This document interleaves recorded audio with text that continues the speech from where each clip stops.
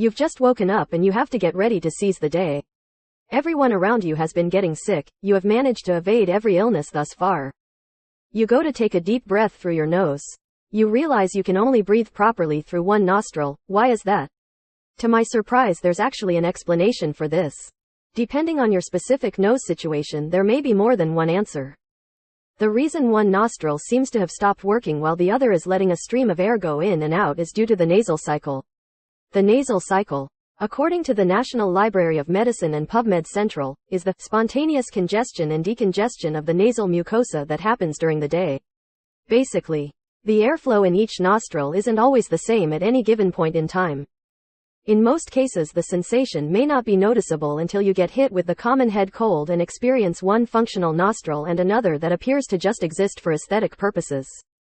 So it's a completely normal function of the body that occurs in 70 to 80% of the population, according to the PubMed Central article titled, Relationship Between Nasal Cycle, Nasal Symptoms and Nasal Cytology.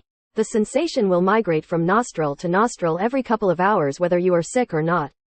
Both nostrils work even if one has a greater airflow than the other, which is actually beneficial for our sense of smell. Certain odors need to linger a bit longer so that their particles will bind to the receptors, which would lead the brain to recognize that you have just smelled something. Other odors don't need as much time to be recognized because they bind more easily to receptors. In those cases, the decongested airflow from the other nostril would be to thank for picking up on that scent. Thank you, Nasal Cycle, for helping me pick up on a wider array of scents when I'm not sick.